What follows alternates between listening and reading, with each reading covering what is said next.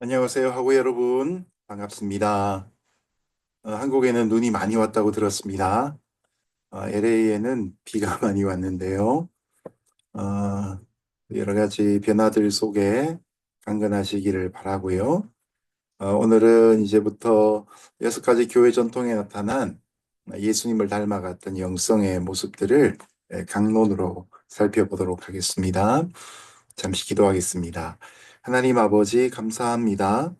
성경을 우리에게 주시고 또한 교회 역사 속에서 예수님의 어, 말씀을 따라 살아가는 수많은 제자들을 두신 것을 감사합니다. 오늘 이 시간에 말씀 묵상의 전통을 따르는 그런 제자들의 모습을 통해서 우리의 영성이 갖춰지고 준비되고 길러지게 하여 주옵소서.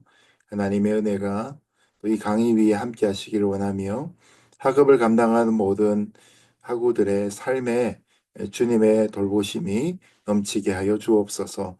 예수님 이름으로 기도합니다. 아멘. 네, 반갑습니다. 한 주간 잘 지내셨는지요? 네. 저는 교회 또 여러 가지 일들을 어, 해결하고 정리하느라 바쁜 한 주간을 지냈습니다. 오늘 우리가 살펴보게 될 주제는 영성 훈련을 위한 9번의 만남 중에서 강론회에 들어가면 첫 번째 내용입니다. 우리 지난주에 예수님의 삶에서 발견되는 6가지 모습이 있었죠. 기도하는 예수님, 특별히 기도는 단순한 기도가 아니고 하나님과의 친밀한 교제의 의미입니다. 음, 두 번째는 영적으로 전투하시는 예수님의 모습, 권능의 모습이죠. 세 번째는 능력의 예수님, 두 번째가 거룩에 관한 것이라면 세 번째가 능력에 관한 것이 되죠. 네 번째가 우리를 긍휼히 여기시며 이웃을 섬기시는 예수님의 모습, 다섯 번째가 천국 복음을 선포하시는 예수님의 모습, 마지막 여섯 번째가 신성과 인성의 완벽한 조화를 이루신 그런 예수님의 모습 있다. 이것이 이제 교회 역사 속에 이어지는 내용들이 나오는데요. 특별히 오늘 첫 번째 기도하시며 하나님과 친밀한 교제를 나누시는 예수님의 모습이 과연 교회 역사 속에서 어떻게 발현되었는가? 그것이 오늘 나눠야 되는 내용들이 됩니다. 6가지의 무브먼트가 있었죠. 묵상, 성결, 카리스마, 사회정의, 복음전도, 성육신운동. 그 중에서 첫 번째, 이 묵상 운동이 바로 예수님이 하나님과 친밀한 교제를 나누시며 하셨던 그 모습을 본받는 전통이 됩니다. 우리가 신학을 하지 않았다면 컨템플러티브라는 이 단어를 잘 접하지 못했을 것 같아요. 컨템플레이션 뭐 이렇게 명사가 되기도 하는데 컨템플러티브 무브먼트 묵상이란 말이 갖고 있는 그 고요함이라는 느낌도 있지만 묵상은 마치 양이나 소 같은 반추동물 위가 여러 개가 있어서 몇 번이나 이렇게 되씹기를 반복하는 그런 내용을 이제 컨템플러티브 이렇게 표현을 하죠. 사실 이제 순서적으로 보면 묵상 운동을 제일 먼저 두고 있는 것도 그런 이유인 것 같습니다. 나머지의 어떤 거룩함을 추구하는 성결 운동, 카리스마, 사회 정의는 더더욱 그렇고 복음 전도, 성육신 운동 이 모든 것들에 있어서 가장 기본이 묵상이기 때문입니다. 묵상에서 실패하면 다음 단계로 갈 때 능력도 나타나지 않고 방향도 제대로 잡혀질 수가 없지요. 말씀 성경에 관한 몇 가지 액티비티들, 활동들이 있는데요. 성경을 공부하는 것도 있을 수 있고요. 암송하는 것도 있을 수 있고, 또 설교를 듣는 일들도 있을 수 있죠. 통독하는 것도 있을 수 있습니다. 또 뭐가 있을까요? 하여튼 이 5가지 이렇게 꼽을 수 있는데, 그중에 이제 묵상은 주로 엄지손가락을 표현합니다. 묵상, 메디테이션 또는 컨템플레이션. 그 다음에 이제 뭐 읽기, 공부하기, 듣기, 암송하기 이렇게 네 가지 표현하는데요. 근데 이제 이것이 묵상이 근간이라고 말씀드렸잖아요. 성경에 대할 때 우리 성경책을 제 성경책 파란 색깔인데 이 성경책을 손으로 잘 잡으려면 이렇게 잡아야 되죠. 네, 손 여기 네 개 보이시죠? 성경 공부도 뭐 성경 읽기도 성경을 듣는 것도 암송하는 것도 사실 이 엄지손가락 네, 여기 엄지손가락이 받쳐줘야지만 되는 읽는 것도 묵상이고 공부하는 것도 묵상이고 듣는 것도 묵상이고 암송도 묵상이. 그 묵상은 이 성경에 관련된 인간들의 성도들의 제일 대표적인 활동이자 근간이 됩니다. 마치 그렇듯이 나머지의 성결과 카리스마, 사회정의, 복음전도, 성육신운동에 이르는 모든 무브먼트에 항상 묵상이 근간으로 깔려 있어야 된다.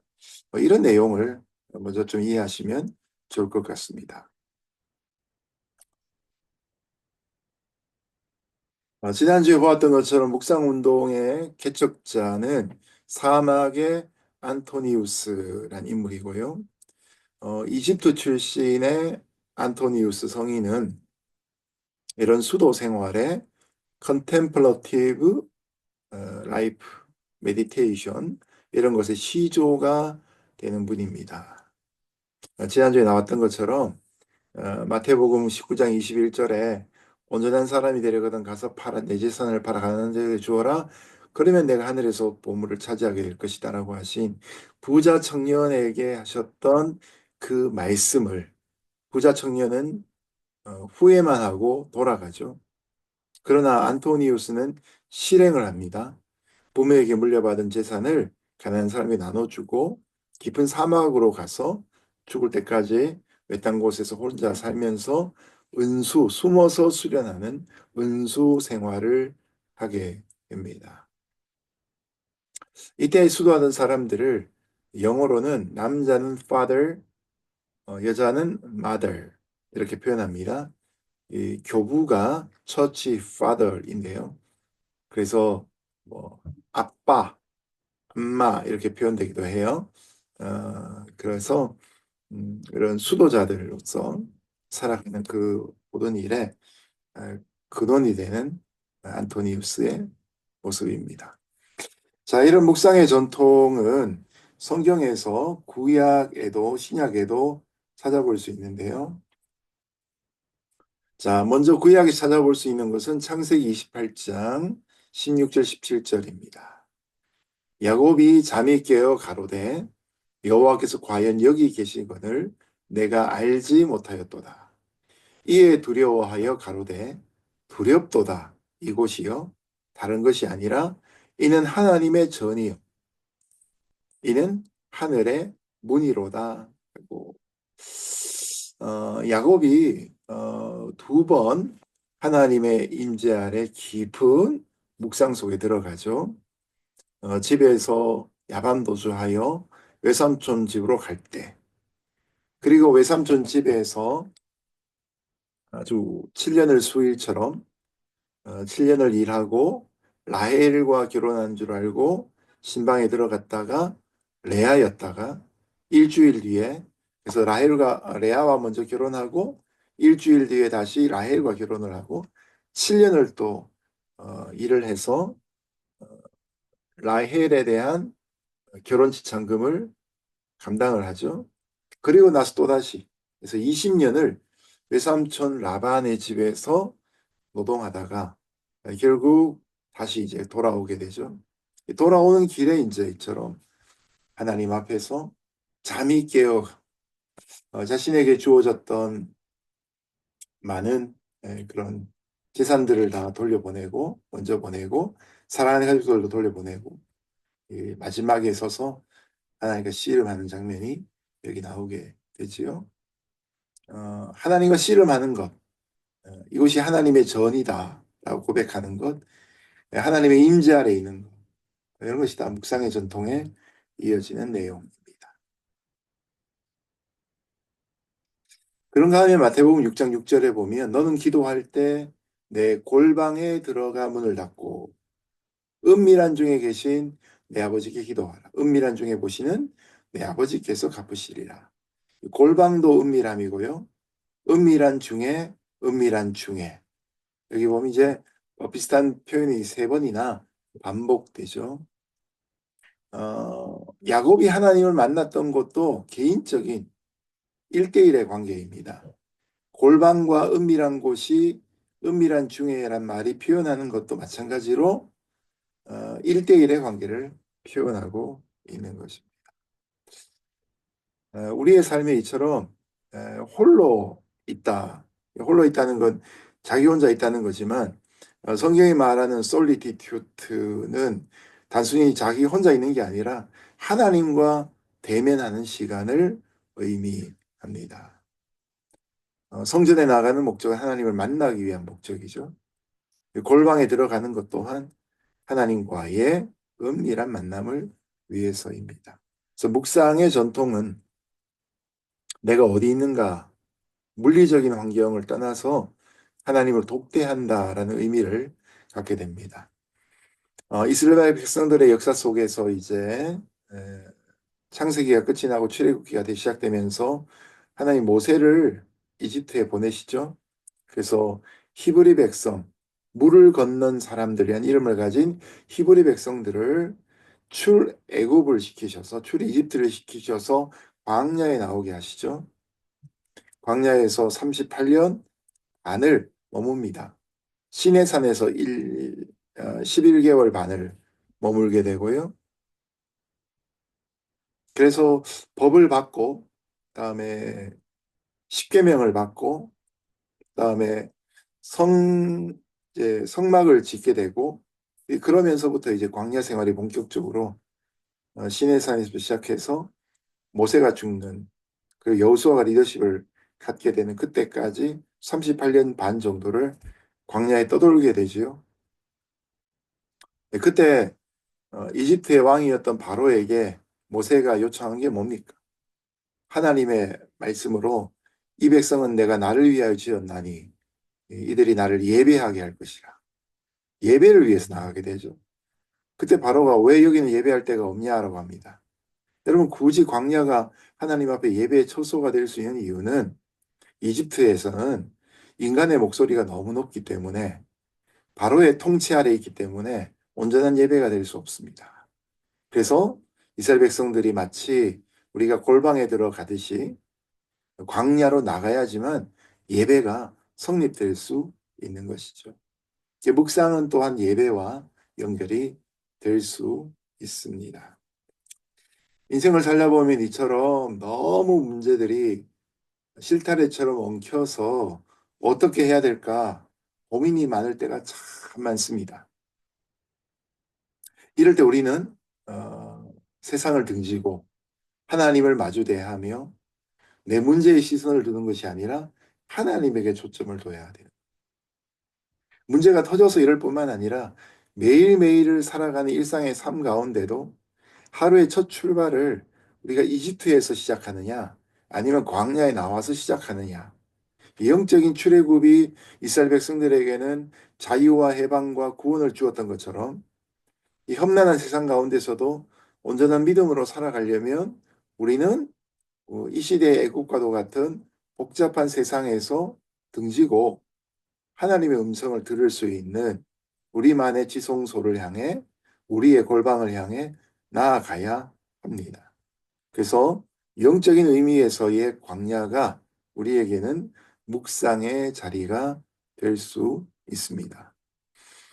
이런 묵상의 시간이 비록 짧다 할지라도 그 영향력은 파워풀해서 하루에 30분을 하나님과 먼저 동행하면 반대로 나머지의 삶을 하나님이 인도하시는 것을 경험할 수 있게 됩니다.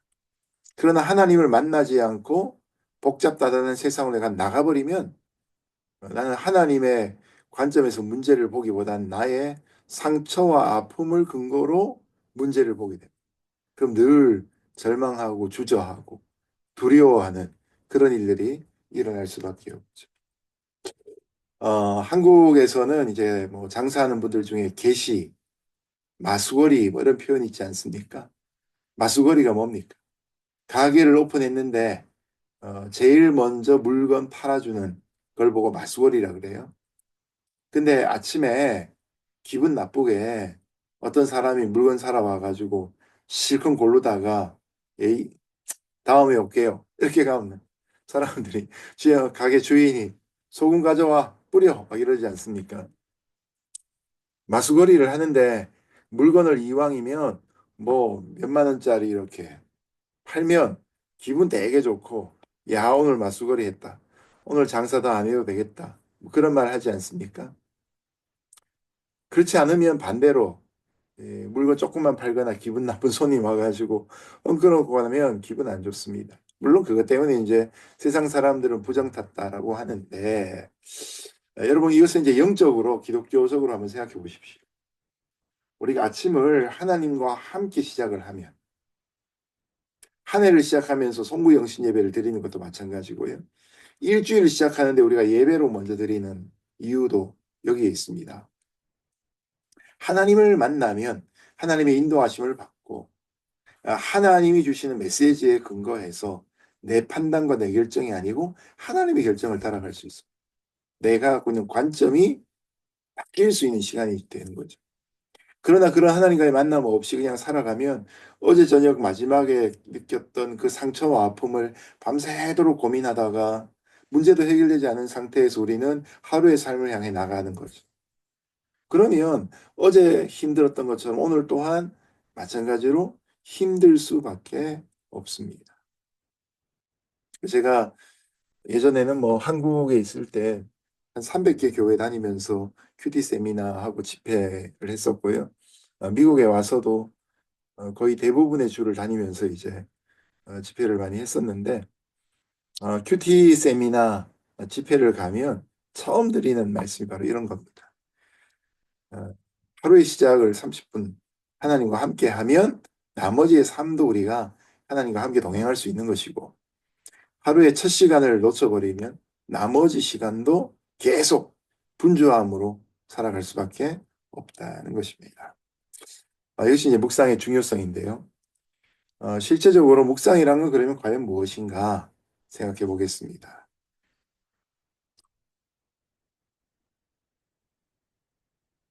자, 다음에 묵상이란 단어를 넣어서 클릭을 했더니 묵상, 말없이 마음속으로 생각함이라고 나왔습니다. 한자를 찾아봤더니 침묵할 때 묵자고요. 상, 뭐 상상 이렇게 할 때 그런 상입니다. 음, 묵상의 상자를 가만히 보면 나무 목자 옆에 볼견자가 있고 마음 심자가 있죠. 네. 나무에 눈을 시선을 고정하고 마음으로 보는 뭐 그렇게 이렇게 뭐 풀어서 볼 수 있겠네요. 그죠? 침묵할 묵자도 네, 마찬가지로 풀어보면 거물 흑자인가요? 개견자인가요? 네. 한자말을 풀어보면 말없이 마음속으로 기도를 드림 이렇게 됩니다. 네, 묵상도 기도다라는 표현이 나오고요. 음, 말없다라는 표현이 또 나오기도 합니다. 그래서 어쨌든 묵상이라고 하면 조용하다. 예배 드릴 때 묵상 기도하심으로 예배를 시작하겠습니다. 그럼 다들 입을 꾹 닫고 이렇게 기도하죠. 근데 묵상은 그것이 전부가 아닙니다.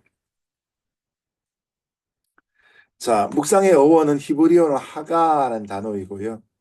라틴어로는 메디타리라는 단어입니다. 그래서 묵상이 영어로는 메디테이션, 메디타리란 말에서 옵니다. 그런데 의외로 이 묵상이란 말 하가와 히브리어와 라틴어 메디타리는 일맥상통한 출가를 갖는데요. 그 뜻이 주의하다, 밤새우다, 마음으로 생각하다 이런 뜻들을 갖고 있습니다. 여러분 불면의 밤을 지나본 적이 있으십니까? 한 가지의 크고 작은 고민들이 시작이 되면 꼬리에 꼬리를 물고 고민이 되죠. 잠이 오지 않습니다. 그 문제를 계속 생각하다가 밤을 꼬박 새웁니다. 새벽 2, 3시 되면 포기하고 생각을 그치는 경우들이 있지요. 묵상이 그런 겁니다. 한 번, 두 번 생각하고 말없이 마음으로 잠깐 기도하는 게 아니라 한 가지의 주제를 가지고 끝까지 물고 늘어지는 반복해서 생각하는 그런 모습입니다. 하가란 말에 이 뜻이 묵상하다인데요. 여기에서 이제 메디테이션, 컨템플레이션이 나오게 되었는데 원래 이제 하가란 말은 비둘기가 내는 구구구구 하는 소리를 의미하는 단어입니다. 비둘기의 울음소리에도 하가라는 말이 쓰이고 묵상하는 말에도 하가라는 말이 쓰입니다. 결국 묵상이란 게 뭐냐? 비둘기가 구구구구 하는 것처럼 낮은 소리로 읊조리며 반복한다. 이런 의미가 있습니다. 반복은 왜 합니까? 계속 붙잡기 위해서 반복해서 하게 되는 거죠. 아까도 말씀드린 것처럼 소가 여물을 먹습니다. 풀을 뜯습니다. 여러분, 이 풀은 97%가 섬유질이고요. 물이고요. 그렇습니다. 죄송합니다. 97%가 물이고 3%가 섬유질이라 그래요. 영양분은 3%밖에 없답니다. 그런데 신기하지요? 소가 풀을 먹고 살이 찝니다.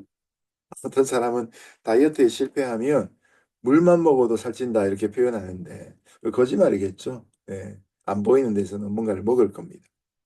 그런데 소는 풀만 먹습니다. 근데 저 풀을 먹으면서 어떻게 살이 찌고 300kg, 400kg까지 나갑니까? 여기는 영양학적으로 중요한 것이 저 풀에 있는 영양소를 소는 100%다 흡수한다는 거예요. 비법은 소가 하고 있는 저작입니다. 끊임없이 씹죠. 소는 서 있으면 가만히 있지 않고 계속해서 씹습니다. 저작 활동을 합니다. 그 꿀꺽 삼켜가지고 위장에 넣어서 거기서 이제 소화액을 묻히고 다시 또 그것을 꺼내어서 또 씹고 계속해서 씹습니다. 이게 이제 묵상입니다. 묵상은 한두 번 생각하는 것이 아니라 끊임없이 씹는 일들, 반복하는 일들 계속 됩니다. 이 반복이라는 의미에서 묵, 침묵의 의미도 있지만 반복의 의미가 바로 묵상에 담겨져 있는 겁니다. 성경 공부를 뭐 그냥 잠깐 30분, 1시간 하고 지나가는 것 오랫동안 기억에 남지 않죠. 그러나 같은 주제를 가지고 일주일 내내 곱씹는 것, 참 그것이 필요합니다. 자, 예수님의 삶을 한번 가보겠습니다. 마가복음 14장 13절에서 32절에서 14장 32절, 36절 말씀인데요. 그들이 겟세마네라는 곳의 이름에 예수께서 제자들에게 이르시되 내가 기도할 동안에 너희는 여기 앉아 있으라 하시고 예수님이 이제 십자가를 지실 때가 임박해졌을 때 체포당하시기 전에 12명의 제자 중에 3명의 제자를 데리고 겟세마네 동산에 가시면서 여기 있으라 나는 가서 기도할게 그렇게 말씀하시죠. 그리고 33절에 베드로와 야고보와 요한을 데리고 가실 때 심히 놀라시며 슬퍼하시고 말씀하시되 내 마음이 심히 고민하여 죽게 되었으니 너희는 여기 머물러 깨어 있으라 하시고 예수님이 기도하시는 동안에 제자들에게 3명에게 깨어 있으라 하셨다. 이것은 예수님이 어떤 기도에 동참하길 원하는 마음이었겠죠. 그리고 조금 나아가서 이게 돌을 던질 만한 거리였습니다. 땅에 엎드려 될 수 있는 대로 이때가 자기에게서 지나가기를 구하여 이때가 자기에게 지나간다는 말은 예수님이 십자가, 임박한 십자가를 두고 두려움과 공포와 아픔을 미리 느끼셨다는 겁니다. 십자가가 주는 고통을 예감하고 계신다는 것이죠. 그러면서 아버지요, 아빠 아버지요, 아버지께는 모든 것이 가능하오니 이 잔을 내게서 옮기시옵소서. 십자가를 지지 않기를 육신의 마음으로 소원을 이루시죠. 예수님은 100% 인간, 100% 하나님이셨습니다. 그래서 두려움 없이 십자가를 지신 것이 아니라 우리가 죄로 인하여 당하는 죄의 심판에 대해서 느낄 수밖에 없는 두려움을 예수님 때 다 느끼신 겁니다. 그러나 이것으로 끝나지 않으시죠? 이 잔을 내게서 옮기시옵소서. 그러나 나의 원대로 마옵시고 아버지의 원대로 하옵소서라고 말씀하십니다. 자, 여러분 잠깐만 요 말씀을 한번 마음속으로 3번 정도 한번 읽어보시겠어요? 아니, 소리를 내어 읽으셔도 좋겠습니다. 한 3번 정도 여러분이 소리를 내어서 읽어보시기를 바랍니다. 소리를 내어서 읽는 이유는 우리가 어, 그, 더 깊은 묵상, 곱씹는 일, 원래 이제 그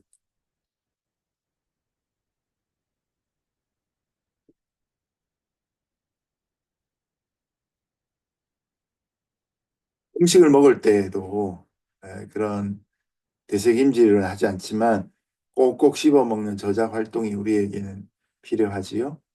한 3분 정도 시간을 제가 드릴게요. 3분 정도 드릴 테니까 여러분이 이 말씀을 좀 Are you 생각하시고 looking for a new fence or gate? 돌아보시면서 그렇게 해보시면 좋겠습니다. 제가 그 시간 동안에 찬양 한 곡 정도 한번 음악을 넣고 있습니다.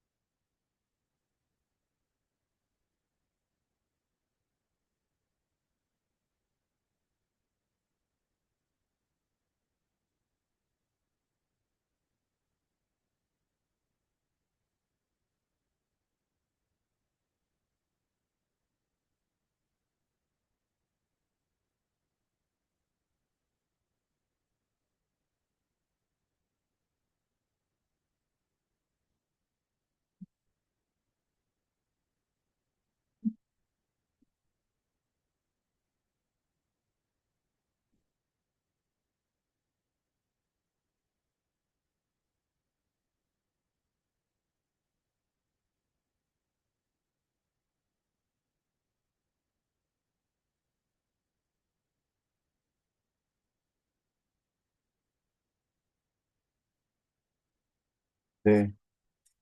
이 말씀에서 여러분 좀 인상 깊은 것이 있습니까? 평소에 그냥 통독을 하고 지나가면 기억에 잘 남지도 않고 이렇게 부딪히는 경우들이 적은데 짧은 본문을 서너 번 반복해서 읽고 묵상을 하다 보면 평소에는 느껴지지 않던 여러 번 읽었고 오랫동안 여러 차례 설교를 들었던 본문 중에서도 특별히 이렇게 와닿는 부분들이 있을 수 있습니다.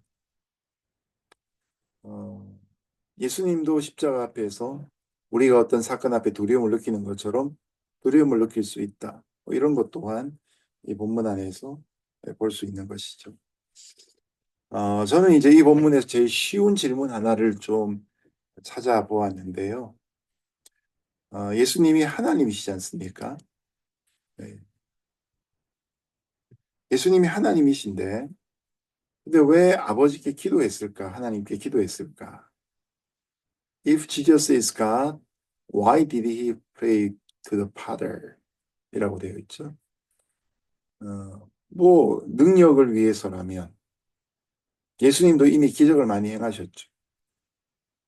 자기를 십자가에 못 박기 위해 다가올 로마 군병들이 있을 걸 예상하셨을 텐데 그것도 다 감당하실 만한 능력이 있지 않으셨겠습니까? 능력을 구하기 위해서만이라면 예수님 기도하지 않고 어, 천사의 군단을 동원해서 싸우셨을 것입니다. 네, 그러나 예수님이 하나님이시면서도 동시에 기도했다는 사실은 우리에게 기도의 중요성을 보여주고 있는 것입니다. 자, 이 본문에 우리가 적용할 수 있는 중요한 그림이 하나 있는데요. 스티븐 코비라는 사람이 쓴 성공하는 사람들의 7가지 습관이라는 책에 나오는 도표입니다. 자, 스티븐 코비는 우리 인생 속에 있는 일들을 크게 4가지 종류로 구분을 합니다. 척도는 긴급도와 중요도입니다. X축은 긴급도가 이제 커지는 쪽이고요. Y축은 중요도가 커집니다. 그래서 여기가 1상한, 여기가 2상한, 여기가 3상한, 여기가 4상한, 1, 2, 3, 4 이렇게 둔다면 2상한을 보십시오. 중요하고 급한 일이 있으면 여러분 이 일들은 제고하지 않고 여기에 집중하게 됩니다. 아마 투두 리스트를 쓰면 당연히 이런 일들을 제일 먼저 하실 겁니다. 그런데 중요한 건 스티븐 코비가 수천 명의 사람들을 관찰하고 인터뷰해 보니까 이쪽으로 가느냐, 이 일을 다 하고 난 다음에 중요하지만 급하지 않은 일 쪽으로 가느냐, 아니면 중요하지 않지만 급한 일로 가느냐. 여기에 인생의 관건이 있다는 거예요. 자, 우리 대부분은 원래 중요하지 않지만 급한 일에 빨리 가는 형편입니다. 급하니까요.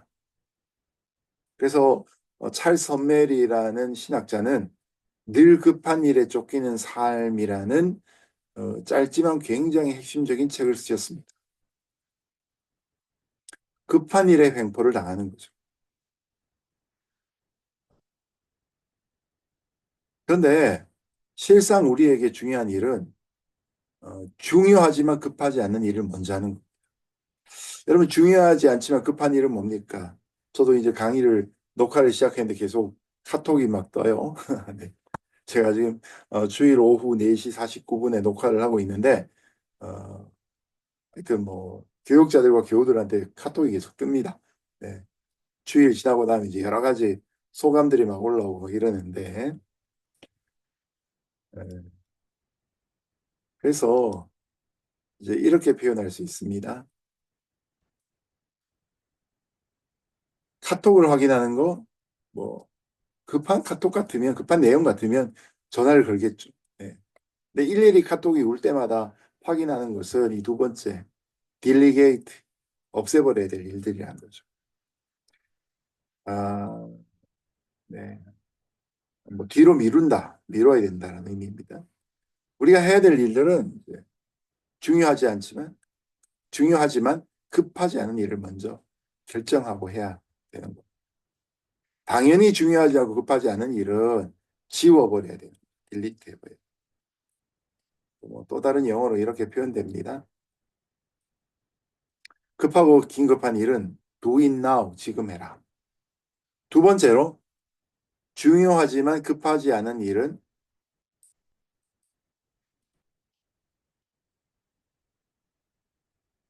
schedule a time to do it, 언제 해야 될지 시간을 결정하라.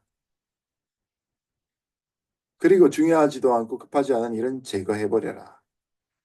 이렇게 마지막에 자꾸 넘어가는데요. 중요하지 않지만 급한 일은 delegate who can do it for you.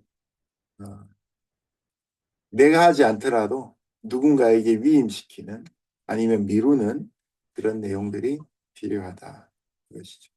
이 성공하는 사람들의 7가지 습관이 나오는 내용입니다. 이런 일반적인 은총의 내용들을 우리의 영적인 삶에도 적용할 수 있겠죠. 그러니 예수님도 십자가를 앞에 두고 하나님을 만나서 기도하는 일이, 겟세마네 동산에 가서 기도하는 일이 중요하고 급한 일이요. 또 어떤 사람에게는 중요하지만 급하지 않는 일처럼 보였지만 그 일을 스케줄을 가지고 반복하셨다는 거죠. 이런 사건들이 이제 몇 번 예수님에게 등장하지요. 그 이전에도 이런 일들이 있었습니다. 가버나움에서 예수님이 베드로의 장모를 고쳤던 날, 그날에도 예수님은 아마 저녁에 가버나움에 도착하셔서 사람들을 치유하셨기 때문에 자정 가까이 잠드셨을 거예요. 그런데 새벽 오이름 이명에 예수님이 일어나셔서 한적한 곳에 가셔서 하나님과 교제하십니다. 중요하지만 급하지 않은 일을 스케줄을 가지고 최우선순위를 두고 하신 것이죠. 한참 기도하셨을 때 베드로가 쫓아와서 예수님, 이 마을에 고쳐야 될 더 많은 환자들이 왔습니다. 아마 이 얘기를 할 때 베드로가 너무 신이 났겠죠. 야, 우리 예수님 진짜 영향력 커지겠구나. 자기 장모를 고쳐준 것 때문에 예수님의 사역에 막 불이 일어나는 걸 경험합니다. 근데 예수님이 아니다, 우리가 다른 마을로 가자. 이렇게 말씀하십니다. 네. 왜 이런 변화가 나타난 겁니까? 그 변화는 결국 예수님이 하나님과 보냈던 시간에 일어난 변화입니다. 하나님께서 그날에 예수님이 하시길 원하시는 길을 보여주시고 방향을 보여주시고 함께 해주시는 일들이 있었던 것이죠. 그래서 우리가 아침에 일어나서 하루를 시작할 때 하나님을 만나지 않으면 누구를 만납니까? 네, 사단을 만날 수 있습니다. 말씀을 만나지 않으면 유혹을 만날 수 있고요. 말씀을 만나야지만 준비된 태도로 나갈 수 있습니다.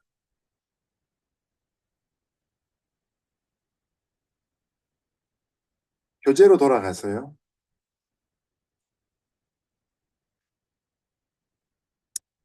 자, 생각의 깊이 더하기라는 부분들이 있는데 이제 앞에 제가 말씀드린 내용들을 쭉 설명하는 겁니다. 자, 대부분의 사람들과 마찬가지로 예수님 바쁘게 사셨습니다.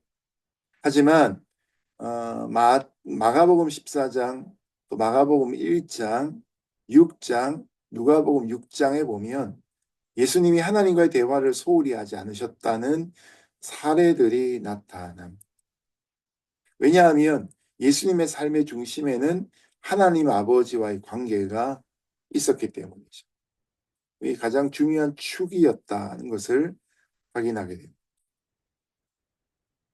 물론 예수님도 하나님이시지만 하나님의 뜻을 행하는 것이 가장 바라는 일이기 때문에. 그래서 이 일을 위해서 예수님은 새벽 오이름 이명에 한적한 곳에 가시기도 하고 십자가를 앞두고 겟세마네 동산에 가시기도 하지요. 바로 이것이 홀로 광야에서 묵상하는 예수님의 모습.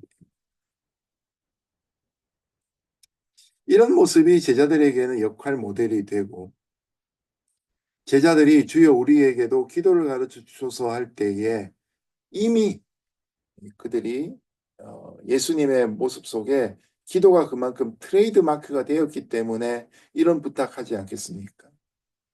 예수님은 그 당시 있었던 다른 유대교나 이런 전통 종교의 지도자와 다른 모습을 보이시면서 그 중에서 제일 대표적인 것이 예수님은 하나님 아버지하고 굉장히 친밀한 관계를 누리셨다는 거죠. 그래서 아까 우리 보았던 본문 중에도 보면 어, 마가복음 14장 36절에 보면 이르시되 아빠 아버지요. 예, 아바가 한국말로는 아빠이지 않습니까? 아버지 아버지, 아빠 아빠 이런 표현이에요. 어린아이가 부모에 대해 갖는 친밀감과 사랑과 신뢰가 아빠란 단어 속에 있어요. 정말로 하나님의 도움이 절실한 순간에 예수님이 기도하시고요. 그리고 그 기도를 통해서 자기의 뜻을 이루는 것이 아니라 자기 소원을 이끌어내는 것이 아니라 아버지의 뜻이 이루어지기를 원하는 그런 마음이 고백되고 있습니다. 예수님은 기도하는 분이셨고요. 예수님의 삶에 보면 규칙적인 기도가 나타납니다. 또 자주 기도하셨고요. 바쁠 때일수록 더 많이 기도하셨습니다. 여러분, 부모와 자녀 사이의 관계가 좋으면, 또 부부 사이 관계가 좋으면, 형제 자매들 사이 관계가 좋으면 계속해서 접촉하게 되어 있죠. 네. 이런 물리적인 시간이 없는 양적으로 충분하지 않으면서 퀄리티 타임을 갖는다는 건 좀 어불성설입니다. 예수님은 평소에도 하나님을 자주 찾고 교제하는 모습이었습니다. 그래서 예수님은 기도 가운데 아버지여 이 잔이 내게서 옮겨지기를 원합니다라는 내용도 솔직하게 고백할 수 있었던 것이죠. 기도하면서 이렇게 회중 기도하라 그러면 되게 어려워하는 분들이 있죠. 하나님 앞에서 기도하라고 해도 입을 못 대는 분들이 있습니다. 왜냐하면 하나님의 임재, 하나님과의 동행을 한 번도 느껴보지 못하면 느껴지지 않는 대상을 두고 기도한다는 건 쉽지 않는 거잖아요. 회중을 앞에 두고 기도한다는 건 또 한 번 더 어려움을 더 겪는 것이죠. 근데 예수님은 하나님 앞에 십자가를 옮겨달라는 기도까지 하실 정도로 숨겨놓은 것 없이 그대로 자신을 오픈하고 계신 모습이 여기에 나타납니다. 바로 기도에서의 친밀감이 나타나고 있는 거죠. 그래서 묵상의 전통은 우리와 함께 계신 하나님이신 예수님도 육신으로 이 땅에 오셨고 그분의 삶 자체가 기도로 충만한 삶이었는데 이것이 바로 하나님과의 사랑을 나눈 모습으로 이어집니다. 그래서 우리가 이신전심이라는 말이 있는 것처럼 자주 교제하다 보면 마음이 통하게 되고 같은 생각을 하게 되고 같은 말을 하게 되는 단계로 나아가게 되는 것이죠. 누가복음 15장에 보면 잃어버린 탕자 얘기가 나오죠. 우리 이걸 이제 돌탕, 집탕 이야기로 요즘 알고 있는데요. 둘째 아들은 아버지가 살아계신데 유산을 받아 나갔던 아주 막대먹은 배은망덕한 폐류나 탕자였고요. 그러나 돌아오는 탕자였습니다. 집에 있던 형, 장남은 집안에 있는 탕자, 집탕이었죠. 네. 둘 다 탕자였던 겁니다. 그런데 우리가 요즘에 이제 돌탕이 더 인정받는 것은 아버지가 어떤 사람인지를 나중에서나마 알았다는 거죠. 집에 있는 형 탕자는 집탕은 아버지가 누구인지 끝까지 알지 못합니다. 우리가 하나님을 믿지만 하나님 참 모르는 때가 많습니다. 여러분 그 달란트의 비유 속에 5달란트, 2달란트 받은 사람은 그것을 가지고 비즈니스를 하고 똑같은 열매를 거두어서 나중에 칭찬받고 착하고 충성된 종이라는 인정을 받지 않습니까? 그런데 1달란트 받았던 사람은 어떻게 됩니까? 주인이 너무나 무서운 사람인 줄로 내가 알기 때문에 이거 잘못 경영해서 잃어버리면 크게 야단 맞을까 봐 땅에 파묻어 두었다. 이렇게 고백하죠. 여기에 초점은 그 하인은 게으르고 악한 종이었는데 주인이 어떤 분인지를 아예 몰랐다는 거예요. 여러분 그 주인은 굉장히 성품이 좋은 분이었고 기회를 주는 분이었고 도움을 주는 분이었습니다. 근데 그 주인을 두려워만 할 뿐 무시했던 것이 그래서 주인의 말을 따라 경청하지 않고 그것을 가지고 투자하지 않았던 것이 게으르고 악한 그래서 이윤을 남기지 못한 이렇게 야단치는 것이 아니라 게으르고 악하다라고 그 종을 야단치고 계신 것이죠. 결국 이것은 그 주인과 마음을 나누고 시간을 보내고 대화를 하지 못했던 문제의 수단이다. 이 묵상의 전통, 특별히 기도하는 삶이 우리에게 필요한 것은 기도의 시간이 우리로 하여금 하나님 아버지의 마음을 알게 하기 때문. 그래서 탕자의 비유에 나오는 아버지는 대략이나마 하나님의 성품을 보여주는 때 탕자의 아버지와 또 내가 이해하고 있는 하나님은 차이가 있는지 여러분 한번 생각해 보시기를 바랍니다.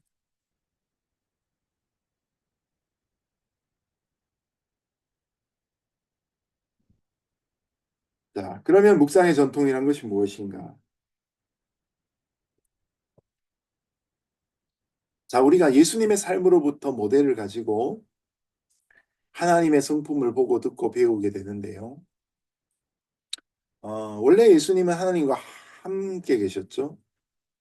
빌립보서 2장에 그는 근본 하나님의 본체시나 하나님과 동등되어 취할 것을 여기지 아니하시고 자기를 비어 종의 형체를 가져 사람의 모양으로 나타나셨다라고 합니다.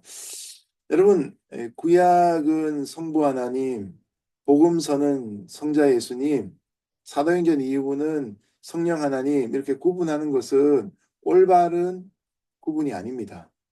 원래 삼위일체 하나님은 함께 역사하시는 분이세요. 구약에도 성자 예수님의 역사가 있고 성령의 감동이 있습니다. 복음서에도 마찬가지고요. 사도행전 이후에 나오는 신약에도 마찬가지로 성령의 역사는 당연하고 성자와 성부의 역사도 함께 나타나죠.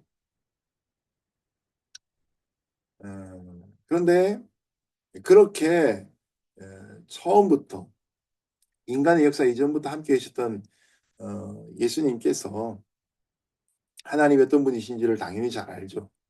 그런데도 불구하고 자주 한적한 곳에 찾아가셔서 기도하며 하나님과 시간을 보내셨다. 이게 키포인트가 됩니다. 예수님도 이렇게 하셨다면 우리는 당연히 그렇게 해야만 된다는 것이죠. 그래서 여기에서 하나님의 성품과 연관된 예수님의 습관이 묵상의 전통을 만들어내게 되었던 것입니다. 묵상의 전통은 하나님의 성품과 뭐가 연관되느냐? 함께 우리와 시간을 보내기를 원하시는 하나님에 대한 우리의 반응입니다. 하나님 우리와 함께 하시길 원하십니다. 거기 우리가 반응을 보이는 거죠. 근데 이런 묵상의 전통이 그냥 되는 게 아니고 가만히 있으면 염려와 근심이 커질 뿐입니다. 하나님의 뜻을 쫓아가기보다는 오히려 육신의 경험과 인간의 전통을 따라갈 뿐입니다. 그렇기 때문에 필요한 게 뭐냐면 우리에게는 훈련이 필요합니다.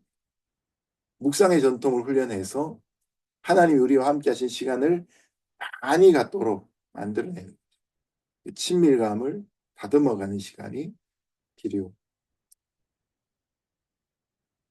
여러분 오늘날 자기 관리의 부분에 있어서 시간에 관한 책들이 참 많이 나오지 않습니까? 세상은 이 짜투리의 시간을 잘 사용하라라고 합니다. 1만 시간의 법칙도 마찬가지죠. 짧지만 계속 반복해서 1만 시간을 채우면 한 분야의 전문가가 될 수 있다고 이야기합니다. 그러나 우리에게 더 필요한 건 뭐냐면 우선순위의 문제입니다. 하나님과 우리 사이에 우선순위가 있어야 된다는 것이죠. 하나님에게 짜투리를 드리는 게 아니고 제일 첫 번째 구약 성경의 표현이라면 첫물, 만물, 사람의 만물, 첫 소사는 장자죠. 그래서 마지막 10번째 이집트를 향한 심판에서 장자가 죽어나가죠. 그러나 어린 양의 보혈로 좌우 문설주와 좌우 임방을 바른 집은 죽음의 천사가 패스오버 넘어가게 되죠. 사람의 만물은 장남입니다. 시간의 만물은 일주일 단위에서는 주일입니다. 하루의 단위에서는 새벽 또는 아침이 됩니다. 그래서 일상생활 속에 세상에 쫓겨서 계속 답답하는 삶 그리고 요즘 같으면 이 핸드폰에 쇼츠에 중독되어서 긴 생각을 하지 못하는 우리가 알지 않아도 될 유명한 연예인들의 집안 스토리들 네. 그런 것들이 우리 속에 있으면 그 소리가 이렇게 막 차게 돼요. 사단은 이제 그런 우리의 시간을 통한 유혹으로 찾아와서 우리의 관심을 하나님의 반대편에 돌려. 그래서 우리 속사람은 우리 안에는 육체의 소욕과 성령의 소욕이 함께 존재하는데 성령의 소욕은 거룩한 열매를 남기고 육체의 소욕은 우리 하여금 죄를 짓게 만드는데 문제는 우리가 어디에다가 우리의 시간을 들이냐에 따라서 거룩한 결과가 나올 수 있고 악한 결과가 나올 수 있다는 거죠. 그래서 일상생활 속에 또 세상의 험악한 문화 속에서 떠나서 하나님과 오롯이 보내는 시간을 만든다는 것이 우리에게는 정말로 중요하다는 겁니다. 바로 그런 시간들이 고독과 조용한 시간, 그래서 quiet time, 그래서 우리는 조용한 시간 뭐 이렇게 표현하죠. 침묵의 시간 표현하는데 묵상과 사색의 시간, 기도와 침묵의 시간들이라고 표현합니다. 그러나 여러분 조용하지만 그러나 그 시간이 결국 조용한 건 아니에요. 죄에 대한 본성과 싸우는 시간이고 사단의 유혹과 싸우는 시간이고 또 승리하는 시간이 되기도 합니다. 하나님과 우리가 매우 가깝다고 느꼈던 순간들이 언제인지 생각해보고 또 어떤 상황을 어떻게 경험하는지를 설명할 수 있으면 좋겠습니다. 그래서 우리가 뭐 수련회를 가거나 예배를 드리거나 이런 묵상의 전통을 넣어서 꼭 하게 되지요. 자, 그러면 묵상의 전통을 어떻게 실천할 것인가? 자, 예수님의 습관에서부터 출발하게 되죠. 예, 목표는 하나님과의 친밀감이고 기도로 충만한 삶으로 나아가는데 그 중에 이 몇 가지의 방법을 제가 이제 설명을 해드릴 텐데 그 중에 한 가지를 여러분이 반복해서 실천하면 좋겠고요. 또 개인적으로 자기에게 익숙한 부분들을 계속 발전시켜 나가면 좋겠습니다. 저는 이제 대학교 1학년 때, 물론 그전에도 큐티를 배웠지만, 대학교 1학년 때 선배들로부터 큐티를 배우고, 그 큐티를 이제 계속 해오면서 하다 보니까 어느 날 생명의산 편집장을 하고 있더라고요. 네. 6년 동안 그 사역을 하고, 또 영성신학을 공부하기 위해서 미국에 왔고, 기독교 교육과 영성신학과, 그리고, 교회사를 이제 접목시켜가지고, 공부를 해서 논문을 썼고 예, 양육과 이런 측면에서 평신도 성인 신앙 성장에 관한 부분들을 이제 공부를 했는데요. 저는 이제 그런 부분에서 이제 훈련을 받았고 계속 쓰임 받기도 하고 그래서 설교를 주석을 보고 시작하는 것이 아니라 설교를 이제 묵상으로부터 시작을 본문에 대한 묵상이 깊어져서 네, 그렇게 됩니다.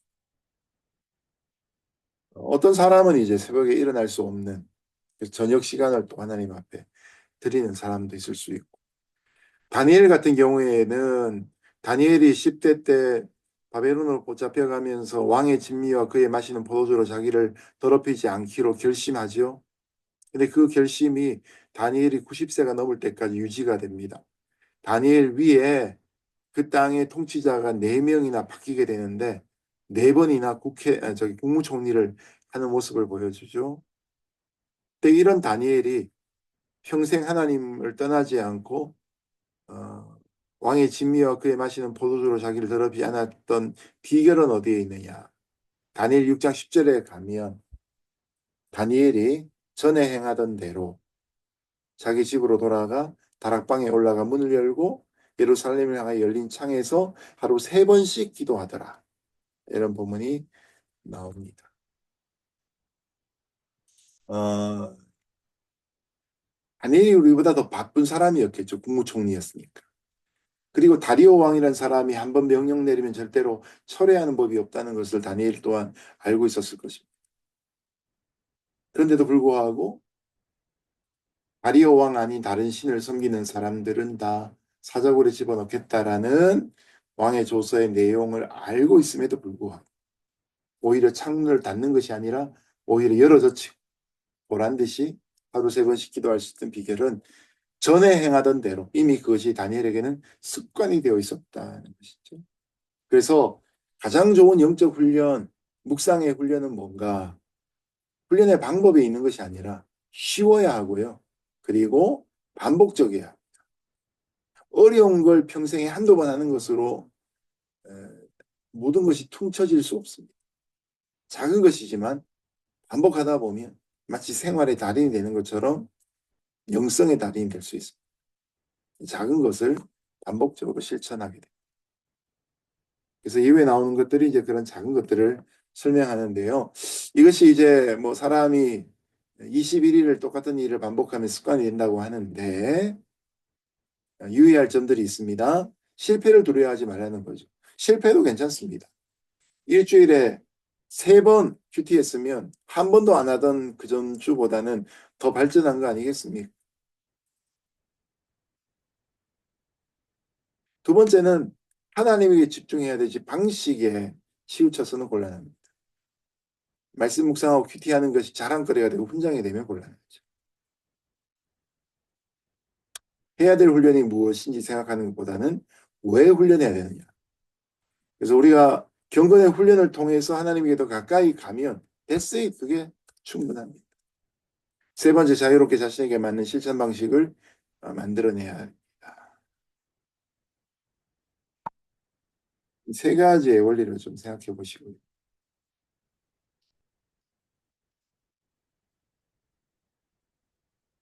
다음 장으로.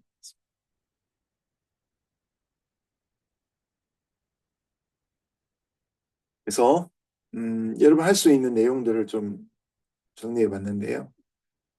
큐티라는 것은 제가 일부러 이제 의도적으로 이 강의에서는 하지 않는데 묵상의 전통에 따른 쉬운 훈련 몇 가지만 제시해 드립니다. 날마다 5분, 10분 기도할 시간 떼어놓은 오롯이 5분 동안 기도하는 겁니다. 쉬운 것 같은데 개인적으로 5분 기도하는 게 어려울 수 있습니다. 10분 기도하는 게 더 어려울 수 있죠. 예배 때 기도하고 뭐 금요 기도회 때 기도하는 건 쉬울 수 있어도 매일 5분씩 기도하는 습관, 또 그 5분을 침묵으로 기도하는 것도 묵상의 전통의 방법입니다. 또 꾸준히 신앙서적을 읽어내려가는 것. 아침, 점심, 저녁 3번씩 하루 한 챕터씩 읽으면 하루에 3챕터 읽지 않습니까? 그러면 보통 책이 10장에서 16챕터 정도 되는데 그럼 여러분 일주일이면 책 한 권 너끈히 읽을 수 있는 거예요. 또 매일 10분간 같은 기도를 하라. 해도 좋은 방법이 됩니다. 이런 예시들처럼 여러분이 문장 하나로 나름의 묵상 전통의 훈련 기도의 방식들을 하나 정해 놓으시면 좋겠습니다. 자, 매일 10분간 같은 기도를 하라. 예시를 하나 드릴게요. 이건 교회 전통 속에 나오는 예시인데요. 해시카즘이라는 단어가 있습니다. 해시카즘. 다른 단어로 모놀로기스토스라는 말로 하는데 이게 이제 AD 300년 시기 4세기 때죠. 안토니우스를 우리가 살폈지만 이 안토니우스로 출발된 이집트의 수도사들이 짧은 문장을 일정한 시간 내내 계속해서 반복하는 방식의 기도입니다. 대표적으로는 마가복음 10장 47절에 나오는 다윗의 자손 예수여 나를 불쌍히 여기소서라는 말씀입니다. 찾아볼게요.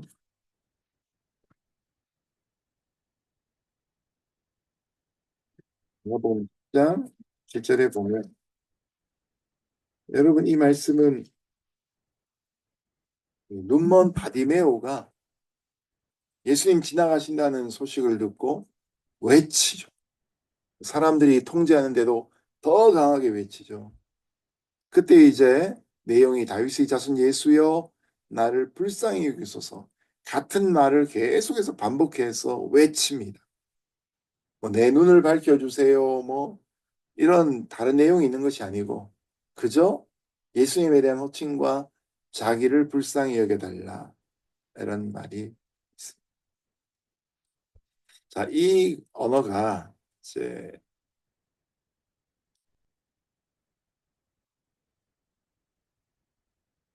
성경의 언어 헬라어로 보면 이렇게 됩니다.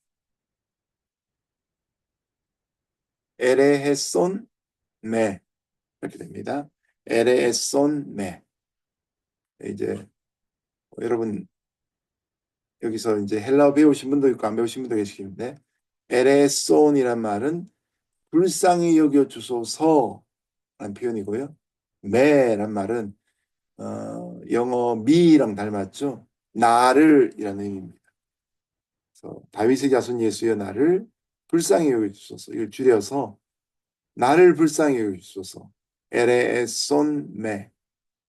그래서 4세기 때에는 수도사들이 이 짧은 문장을 계속 반복합니다. 여러분 이건 이제 중원 부원과 좀 구분할 필요가 있는데요. 갈멜산에서 엘리야와 싸웠던 850명의 바알과 아세벨의 그 선지자들과는 별도로 마음을 담고 하는 기도의 문장일 때는 중원 부원이 아닙니다. 퀴리에 예수스 퀴리에는 이제 주님이라는 뜻이죠. 퀴리오스 예수스 크리스테 예수 그리스도라는 표현이죠. 예수 그리스도 주님 예수 그리스도시여 에레손 메 나를 불쌍히 여기소서. 이게 기도의 고백입니다. 처음 책을 소개하면서 했던 헨리 나우엔의 기도의 삶이란 책에 보면 이런 내용이 있습니다. 주 예수 그리스도요 저를 불쌍히 여기소서라는 표현 속에 모든 기도가 강하게 압축되어 있다. 이 기도는 우리를 위해 사시고 죽으시고 부활하신 하나님의 아들 예수님께 드리는 기도이다. 이 기도는 그분을 그리스도 기름 부음 받은 자 메시아고 우리가 기다려온 분으로 선포한다. 여러분 중원부원은 상대에 대한 인격적인 고백 없이 그냥 정신없이 하는 기도이죠.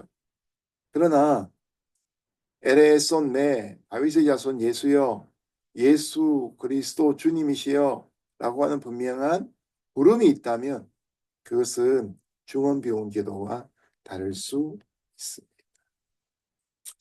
매일 똑같은 기도를 이제 10분 하는 예시를 하나 들어드렸고요. 두 번째 이제 하가와 관계된 것인데요. 선포에 관계된 것입니다.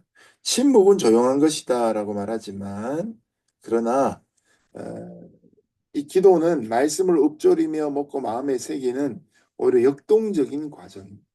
시편 39편 3절에 보면 이렇게 묵상할 때 마음에 불이 타올라 내가 내 혀로 말했다 표현을 하지요.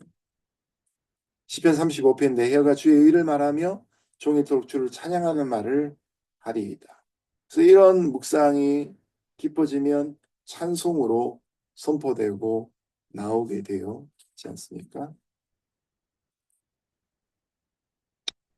여호수아 1장 8절에 이 율법책을 내 입에 써나지 말게 하며 주야로 그것을 묵상하여 하가 소리내어 읽는다고 말씀드린 거죠. 그 안에 기록한 대로 다 지켜 행하라 그리하면 내 길이 평탄하게 될 것이 내가 형통하리라. 말씀 묵상과 형통한 삶, 성경이 갖고 있는 굳건한 약속 중에 한 가지. 그래서 여호수아가 하나님의 명령을 따라 여리고성을 무너뜨릴 때에도 같은 전법을 사용하게 되죠. 히브리어 글자마다 고유한 의미가 있는데 하가란 경우에 첫 번째 글자, 마지막 글자가 은혜를 상징하는 헤이, 그죠? 여기 보시면 똑같은 글자가 이 히브리어는 오른쪽에서 왼쪽으로 읽혀지는데 여기 나오는 첫 번째 자음과 마지막 자음이 똑같은 헤이입니다. 가운데 글자가 김멜이라는 건데 이거는 낙타를 상징하는 보면 낙타처럼 생겼죠? 낙타가 그 당시에는 교통수단이며 부와 번영의 상징입니다. 어느 집안에 낙타 몇 마리 그게 이제 대표적인 데죠. 이 하가란 히브리어를 통해서 하나님의 말씀을 입에서 떨어뜨리지 않고 계속해서 중얼중얼 씹고 삼키고 녹여서 생명의 양식을 취하는 그런 모습이 담겨져 있다. 이렇게 설명하기도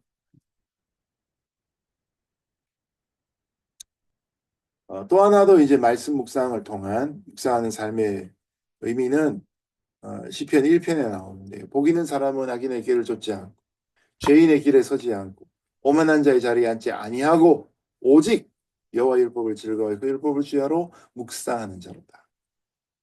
결론적으로 그가 하는 모든 일마다 다 형통할 것인데 시냇가에 심겨진 나무가 시절을 쫓아 과실을 맺으며 그 잎사귀가 마르지 아니함 같이 그 행사가 다 형통하리로다.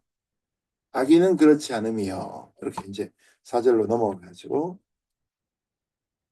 여러분 나무가 시냇가에 심겨져 있으면 뿌리가 깊이 내려져서 물과 영양분을 빨아올리겠죠. 그러면 세상은 가물어도 그 시냇가에 심겨진 나무는 물과 영양분을 빨아올릴 수 있습니다. 뿌리 때문에. 물관과 채관을 통해 가는 그 물과 영양분이 새로운 가지를 돋고 새로운 잎사귀를 내고 새로운 꽃을 피우고 열매를 맺게 되죠.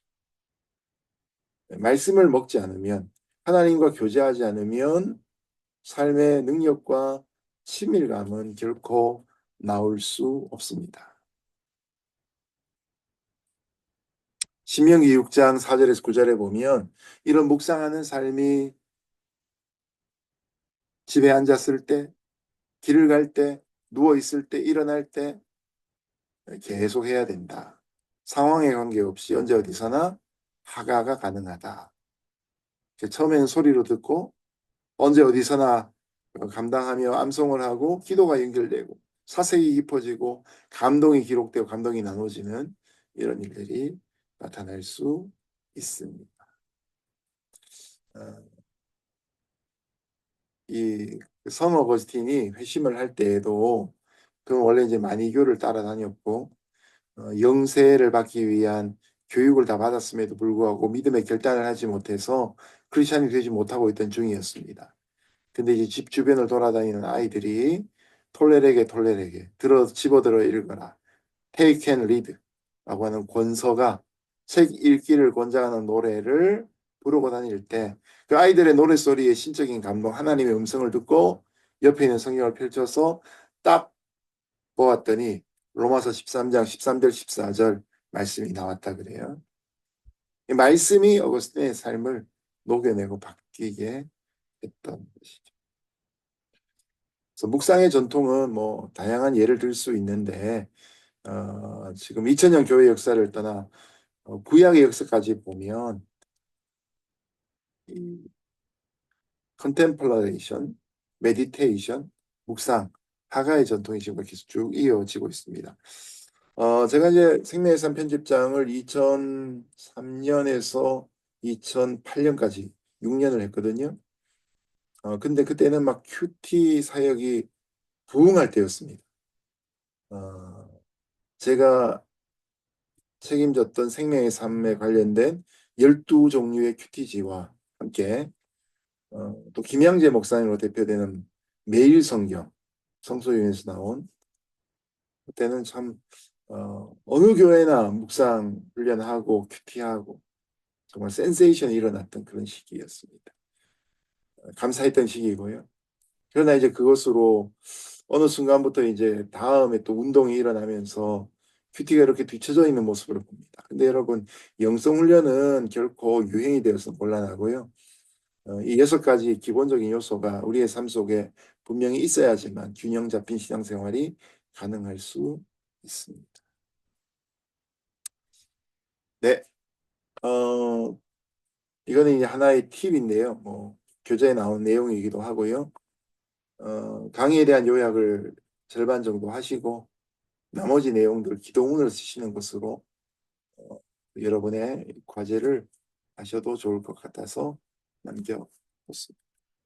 네, 자 오늘 강의 여기까지 하겠습니다. 네, 여러분 잘 따라오시길 바라고요. 과제들 잘 준비하셔서 모쪼록 유익 있는 시간 되었으면 좋겠습니다. 기도하겠습니다. 하나님 아버지, 말씀이 육신을 입고 이 땅에 오신 예수님께서 행하신 놀라운 일들 속에 또 하나님과 함께 교제하셨던 묵상의 삶이 있었던 것을 봅니다. 예수님도 그렇게 하셨다면 당연히 우리도 하나님과 친밀하게 교제해야 될 것을 깨닫습니다. 우리가 작은 반복들을 통해서 하나님 편에 붙어 있는 시간 되도록 우리 위에 역사하여 주시고 또 그런 시간을 통해 우리가 영적인 부유함을 체험할 수 있도록 은혜를 내려 주옵소서. 예수님 이름으로 기도합니다. 아멘. 네, 수고하셨습니다. 이제 마치도록 하겠습니다.